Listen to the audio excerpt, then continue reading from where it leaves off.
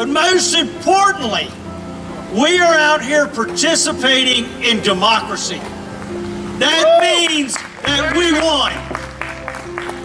That means that 20 years ago today, it didn't necessarily affect our democracy. It made us stronger. Yeah. And that's something that we can be proud of as we gather here, participating in the freedom of making sure that our democracy survives, Senator. Yeah.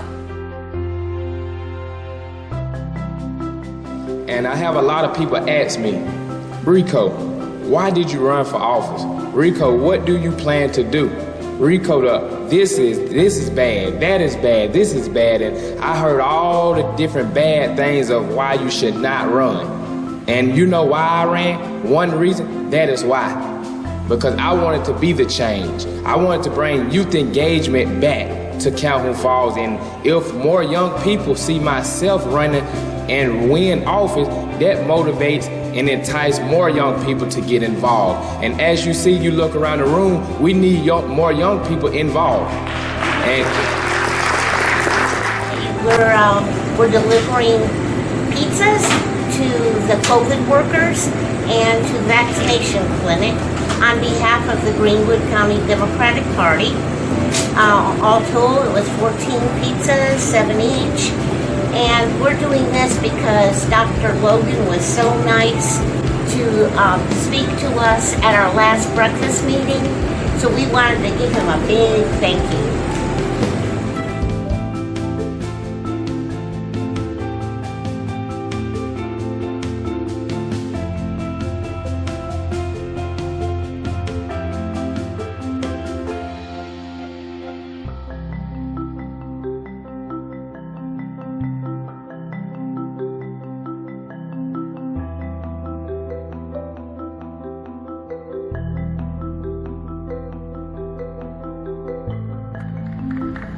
When I think about issues like public education and the fact that we have basically embraced our minimally adequate educational standard, what does that say about the future of our state? What does it do for our kids? Many in my hometown, even during the pandemic, were trying to learn virtually without broadband. When I was growing up in Bennettsville, we had a hospital. We don't have a hospital there anymore. And with this pandemic, a lot of our folks won't make it to Florence. They won't make it to the counties that do have hospitals. We have got to change this state.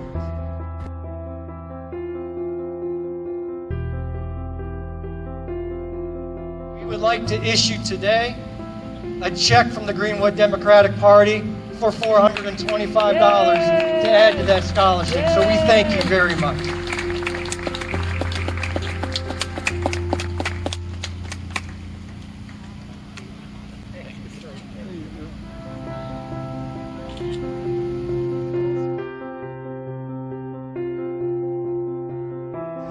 And I'm also passionate, very, very passionate about mental health. As Bill had just stated, it should be something that we talk about on a regular basis. And so when I decided to do a podcast, I decided to do that so that I can practice my public speaking. But I also decided to do it because I wanted a platform to bring awareness to mental health overall. And so I got a certain time limit, and I wanna be quick, I wanna be to the point, and I want to be at a place, I want it to be where when you leave, you're able, if you're not able to tell me everything I said, you're at least able to take one thing away. So, with that being said, we're gonna talk in threes. Everything that I say, I'm gonna give you pretty much 3 points for it, okay? The first thing I'm gonna do to get everybody involved so that we know exactly where we at and what we're talking about, is I'm gonna ask you questions before we start. So, somebody, raise your hand. We're not in class, but we're in class. What is mental health? Anybody? If somebody don't raise their hand, then I'm gonna call you out. The first is we need to challenge every race. So on your books, I love this. It has a list of all of the races coming up. Is if you see an R, make sure we have a challenger here. Make sure you do. I know that we're talking about this down in the Midlands, is we don't want to leave any race unopposed. And even on the nonpartisans, if you know where they lie and it's on the other side, challenge them there, either yourself or if you know someone, challenge those races. And if you're like, well, I've never done this. I've never done this. Like, this is my first time running for office. I'm still new, which is... All right, our final main speaker is John Kralovich, who comes all the way in from York County. He is the chair of the York County Democratic Party. He's the guy on the right-hand side of that photo, in case you need me to point that out. During the arrest, he asked the arresting officers if his brother would come and take his jewelry from him. The arresting officer said that's fine. His brother showed up. One of the officers who was there, who apparently hadn't gotten that communication, took his brother Travis, threw him on the ground, manhandled him. There was a video from a bystander. Fortunately, A had the guts to be there to witness the stop, and B had the guts to actually record it. Thank God for cell phones. It makes you wonder how much police brutality there was before the age of cell phones. We probably don't have to wonder. And it was a highly publicized incident. It was violent, it was aggressive, it was nasty, and it provoked an absolute immediate response from people.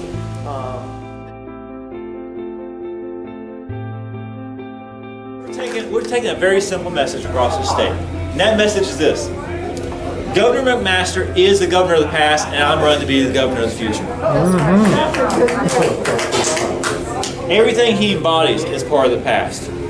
You know, and there's a lot of things I want to do. I've had a chance to talk with many of you all here today about my vision for South Carolina. We need to pay our teachers more. We've got to pay our teachers more. It's shameful. It's shameful how they're treated here in South Carolina. You know, my oldest brother teaches special ed in a public high school. And after he gets done teaching, he goes and works in a grocery store. And then on the weekends, he's bartending. And his story is not uncommon. Because teachers across our state, they work second jobs, third jobs, they tutor, they coach, just to make ends meet. And then they have to come out of their own pocket for school supplies.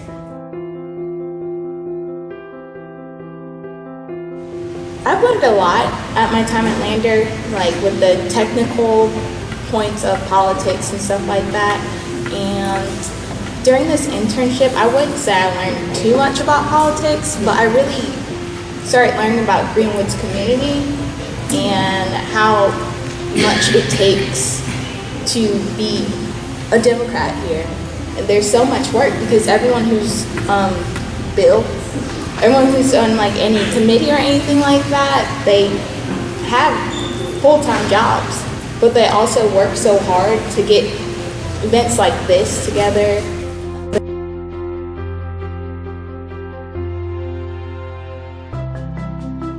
Now, what can also happen is that these plaques can rupture without warning.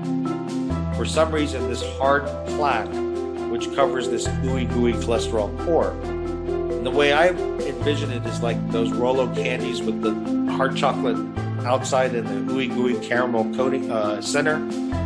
It's similar to that, where this shell becomes compromised, probably from stress, high blood pressure, or some sort of inflammatory state.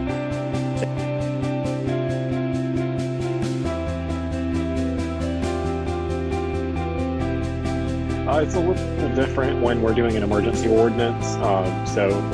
With any other regular ordinance, we would have to do 2 readings, and one of those would have to be a public hearing.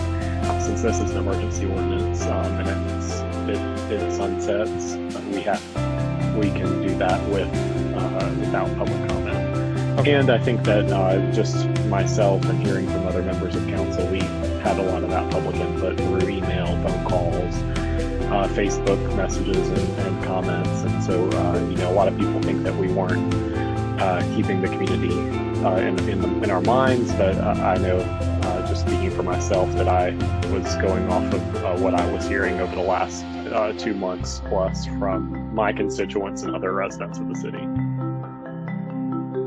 Most important question that folks ask me all the time is, why did I make the move from Miami to Greenwood? And my response is usually, why not? Greenwood is an incredibly charming town with a lot to offer in terms of quality of life. When you have spent many years in big city, the idea of small town is very appealing. And just the hustle and bustle and the noise of the city after a very long period of time just kind of can be overwhelming. And so there comes a point where you just kind of want to start slowing down. So I think basically word of mouth,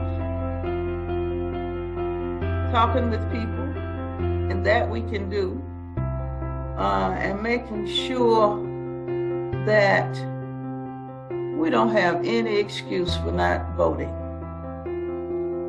There should be no excuse to voting. There are some people that you are going to have to convince that they need to go and vote, convince them that their vote counts. There's still a lot of that out there. I don't know why people think that their vote doesn't count. Their vote counts. It doesn't count if you don't vote. Right. But if you vote, it counts. Thank you. Just even in the last 24 hours, there has been some extraordinary confusion regarding the start date of in-person absentee balloting. So initially, the start date was October 5th, and that's what we were all marching towards. Then you go to SC Votes, and we see that the State Elections Commission has changed that date, and they published September 28th. So then we start promoting that.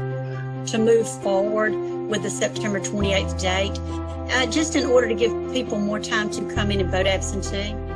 So some counties can comply with it, some counties can't. You've got some counties that have special elections going on, which will impede on them honoring that date, but I don't see a problem with that in Greenwood County.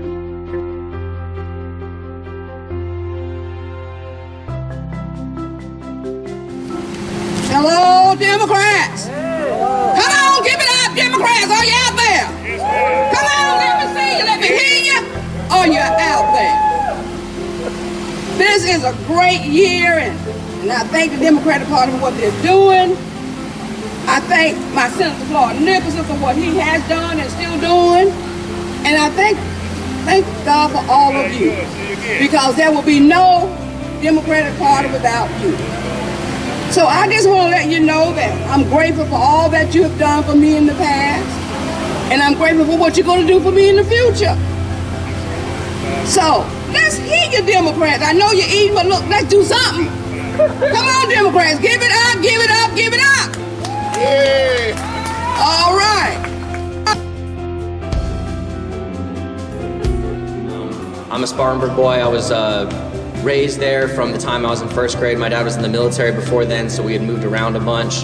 Actually born in Hawaii, but we settled in Spartanburg when he got out of the service, and so I ran in my home district, my home U.S. House district in the Greenville-Spartanburg area. Any remember the guy that used to represent that place? I'll give you a hint. He had a really bad haircut. Used to be a prosecutor up there. His name was Trey Gowdy. After I ran against him, Trey Gowdy was never again elected to office because he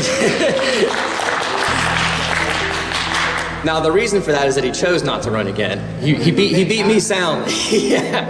But I always like to use that as my kind of mark of success, is that I think he realized that the Democrats were not going to keep rolling over.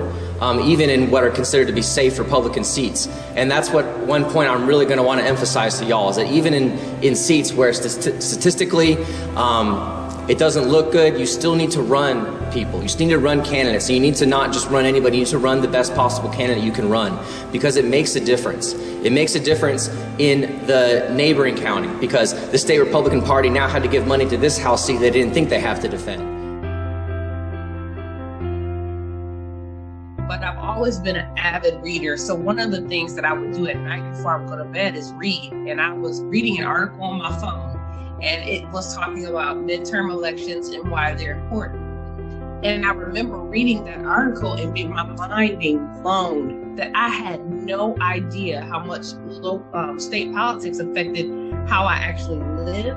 Making that realistic correlation between one and the other, it blew my mind. And I think I'm pretty smart. So I said, if I don't know this, how many people connected to me don't know this? And I literally fell asleep and I had a dream, and I woke up the next morning and I told my best friend, I think I'm going to run for this seat. Now, I didn't know who was in it yet, but I did research after to find out. And it wasn't necessarily that I had anything bad to say about what he was doing, but it was more what he was not doing. I felt like there were things we needed that we didn't have. And so budget process work in South Carolina, because we want people to understand that, because if people don't understand how the budget process works, how can they use their voice in that? And so we try to write all of our materials really between a 5th and 7th grade reading level, because we don't want people to be intimidated or reading it and going, what does this mean? I know I got a letter sent to me by a woman who is having her benefits cut off by due, and I emailed the lobbyist for due, and I said, I think I'm a fairly intelligent individual. I don't know what you're asking of her and what this means, and you need to write this in plain English.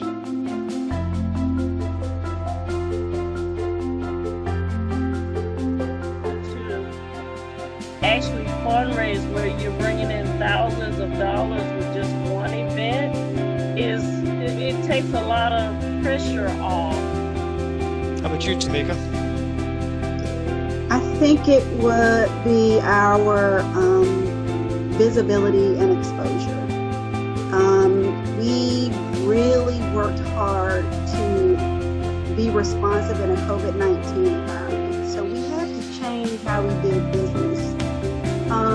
So we did outdoor, get out the vote, voter registration drives.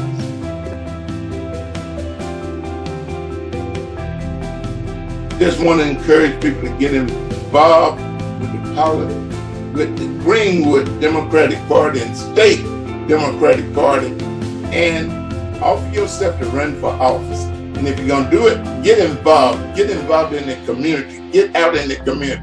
We need good people. We need good people. Don't sit back and say, I can't do it because, hey, when I was growing up, I would have never thought I could do it. But there's a path. There's a determination.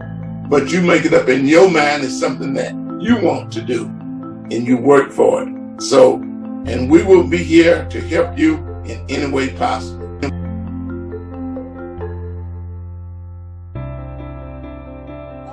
Wow, yeah, I would be delighted to.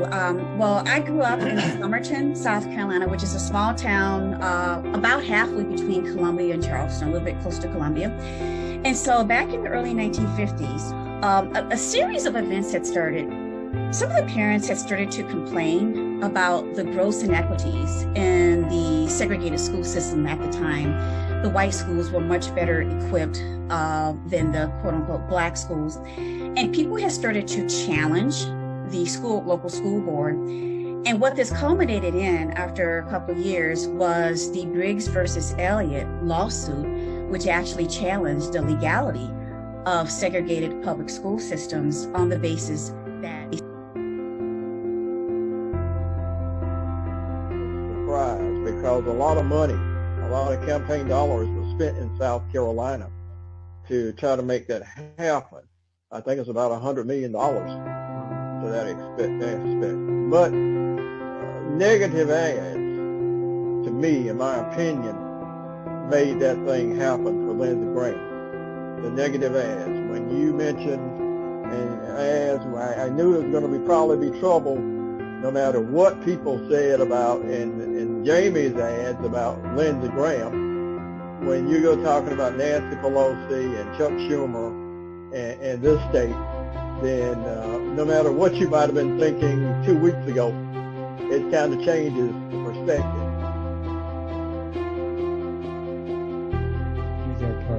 I'll go back in an interesting little vignette back in 2008. when Floyd Nicholson was running for state senate, and Obama was running for president. My then 18-year-old son was very active and was I drove him around the streets of Greenwood so he could pass out flyers for Floyd Nicholson. The rest is history on that. What was the first thing that went through your mind when you saw Dylan Roof walk into the courtroom? I guess so. The courtroom, so folks have an idea of sort of maybe the courtroom during the trial, but there are pre-trial moments as well. So I know it's kind of hard to point out distance of space, but I think the first time was maybe just like a private hearing with just his attorneys. I don't even know if it was, there may have been attorneys for the government, and you're maybe 10 feet away. And it's kind of a realization of like, this is where it's unimaginable. You're seeing a person who did atrocious, unimaginable things and is just it is close enough to touch. All right, good morning, Greenwood. Good morning. How y'all doing? Great. All right, let's try this thing. I heard something started around these parts of our woods here in South Carolina. It kind of goes, fire it up! I want to remix it a little bit, if that's okay. When I say fire it up, you say ready to win. Fire it up! Ready. Fire it up! Ready. All right.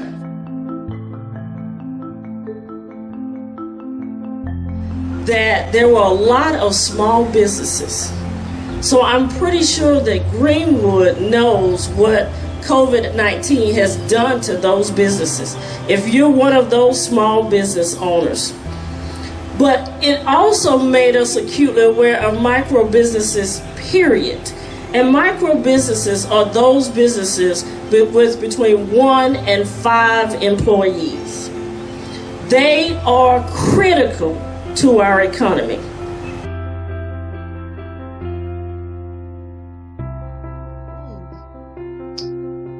I'll give you a hint. I had lunch with Senator Nicholson a couple days back, and he mentioned he was on your show. So I think that needs to be the answer, right? In case he's watching. Well, I was actually about to say, honestly, the couples, when I had the married couples on there that had long marriage, that's exactly, I promise you, that's what I was about to say. There was a series of married couples that had been married 20 plus years. And those were for me, the most, I just love those shows because there's so many marriages that, people get married and they split up, but you have to go through some things in marriages. So for me, and I want people to know that marriage can be happy. You can be happy in marriage. So.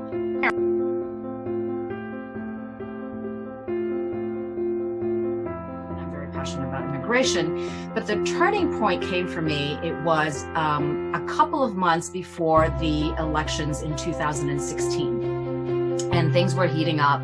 It was Donald Trump and Hillary Clinton. And every day we were watching the news and trying to gauge how things were going to go. And my husband made a comment to me, he's a historian. And so he made a comment to me, and basically what he said was never underestimate what people are thinking. And I said, no. Clearly at this point, there is no choice when you have somebody like Hillary Clinton and you have somebody like Donald Trump. No matter what you think of Hillary Clinton, she has served the community. She has, worked for different organizations that have helped women and have helped children. And I thought to myself, surely people can see that on the world stage, she is better suited for the, role of President of the United States than Donald Trump.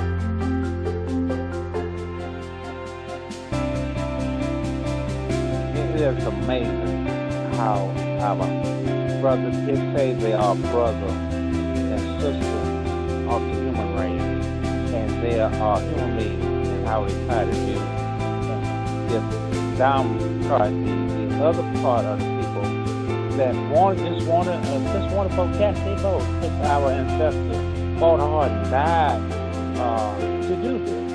And So in other words, they want to keep us back. Well, it's not only just black, it's just anybody that will come against their philosophy.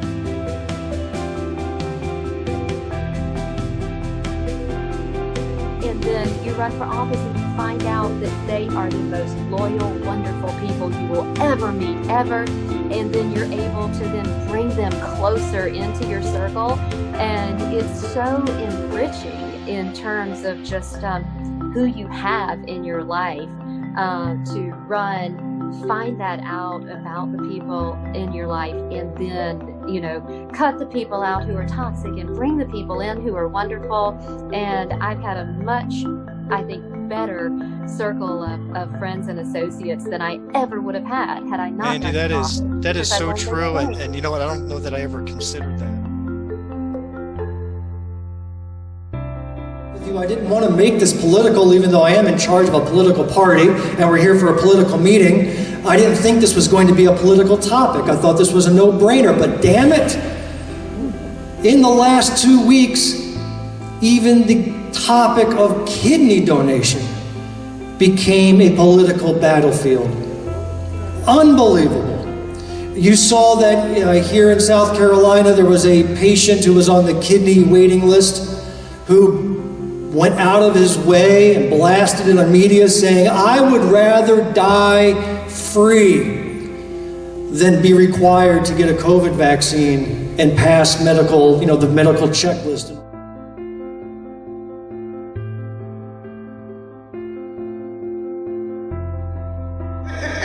Because I have this fire in my belly, and I said, for everybody in this room, everybody knows how much we invested into that race, right? And it was such an unprecedented race with Jamie. We, were able to do some amazing things. And so that stung a little, and I just could not leave dejected. I was like, we can make this happen in Georgia. And if I can do something to make it happen, then that's what I'm going to do. So I went and continued on, worn for wear, but went on to the John Ossoff campaign and helped them, over the finish line. So.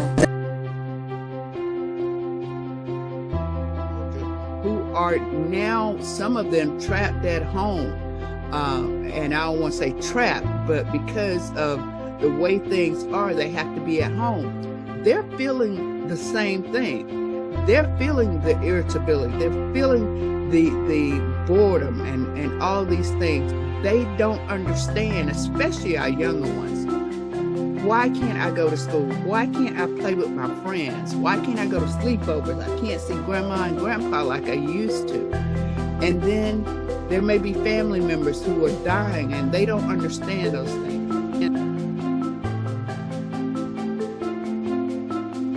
So the Republicans are getting to control which judges are elected this year and next year. So it's a little bit harder to stop bills this year than it was before, but we're going to try, and we're going to talk about kinds of justice that we're aiming for as Democrats and how it's coming along in the legislature.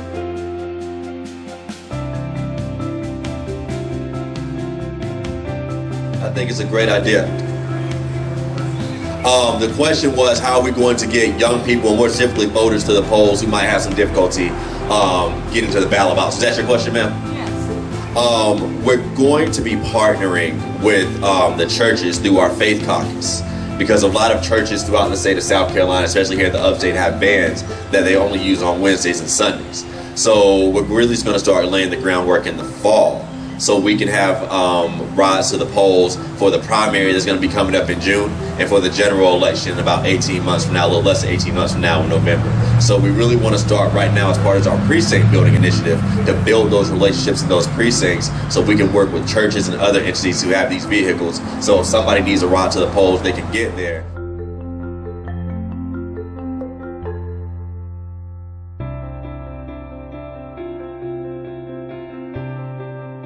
Now we have a problem sometimes of being ecumenical.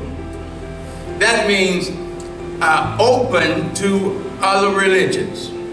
That, my brother, is how sometimes we're timid about praying when we come into our meetings. Is because we are open to prayer. We say a moment of silence. But the thing is, to pray ecumenically means that you recognize that you're not the only person in the room. You're not the only faith in the room.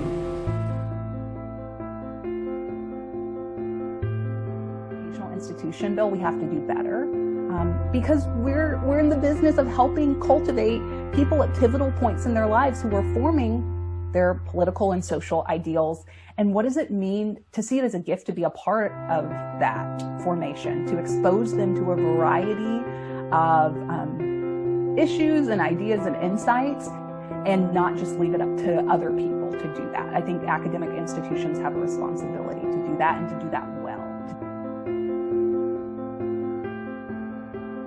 5 women that quickly became 6 began meeting in the summer of 2017. We met, I think at that point we were meeting every 2 or 3 weeks. We developed the name Greenwood Women Care. We developed the logo, which I think goes out very nicely in public with the GCCF logo. We developed the giving, the contribution level for membership, and we just began to spread the word through some informal home gatherings that several of us hosted.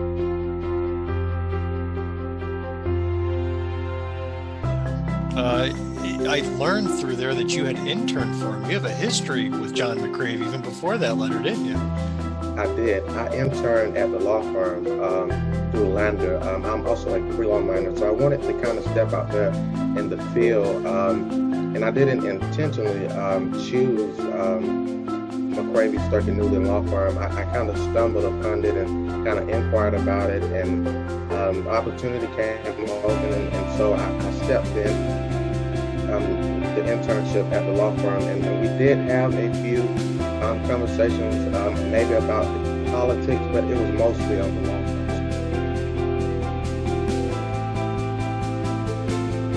I was absolutely beside myself. When you walk in to a committee or a subcommittee, you have to sign up to testify. So this was lists and pages of people long. So I wasn't even sure I was going to get the chance to have my thoughts heard, which is kind of, a relaxing thought when you're on edge, but at the same time, that uneasiness of, is my name going to be called? Wait a minute. So you didn't sign up in advance to speak. You drove from Beaufort all the way up to Columbia and signed in along with hundreds of others maybe, and hoped that you had a chance to say something. That is correct. I had wow. I didn't even know for sure that this subcommittee would be hearing testimony that day. Our nursing staff, our physicians here, our the medical assistants, EVS workers, everyone who's here is working really hard to help care for these patients. And it's tiring. The medical staff here is tired. We're trying to do the best we can and kind of keep our heads above water, but it is wearing on the staff from an emotional standpoint as well, to have that many people die during a single month or two is very emotionally draining.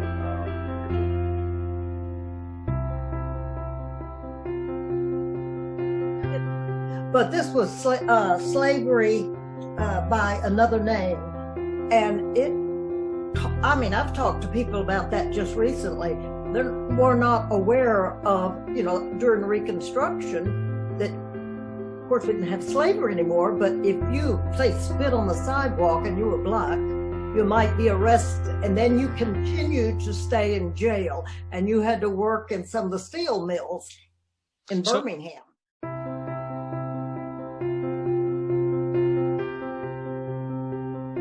Run for that seat, and I signed up. And the main thing, my platform, and always, I just believe in my heart, if I haven't done something, there's no way for me to know what is expected of me until I actually am in that position. So one thing about it is my platform was I'm going to go in and see and learn what I need to do and what is expected of me, and I'm going to do my best. So now that I've been on, and next year will be election year. I've been on, this is my 3rd year, next year will be my 4th year. But I've thoroughly enjoyed it. We've had all types of ups and downs. And lastly, but not least, I am looking to prepare or start to have a youth impact day.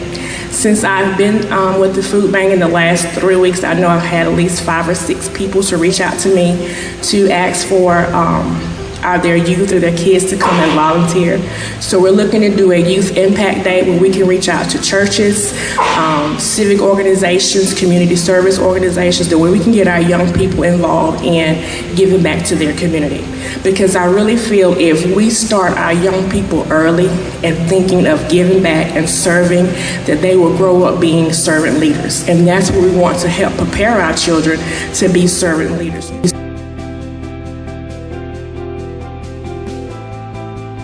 Anyway, this film is really very important to us. It's important to the state.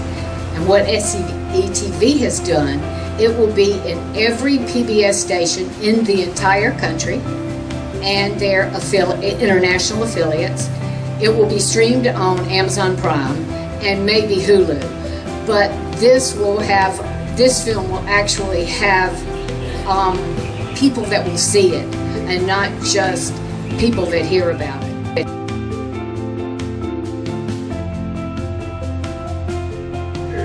I believe that a senator, their job is to be thoughtful, is to be deliberative, is to, even though we bring our perspectives to these positions, we still have to look at the evidence. We still have to examine and analyze and research and review. And we have people on staffs to do that. So we don't listen to nonsense and pass the nonsense on. You know, we don't listen to these things and say, oh, we're gonna pass it on to the committee.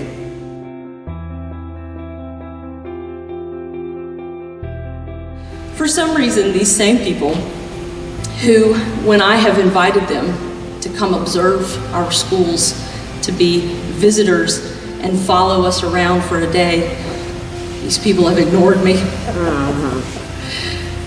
They never respond. In fact, I've sat in on education oversight meetings. I've been amazed to see that these people are not members of the education community, not a single member today.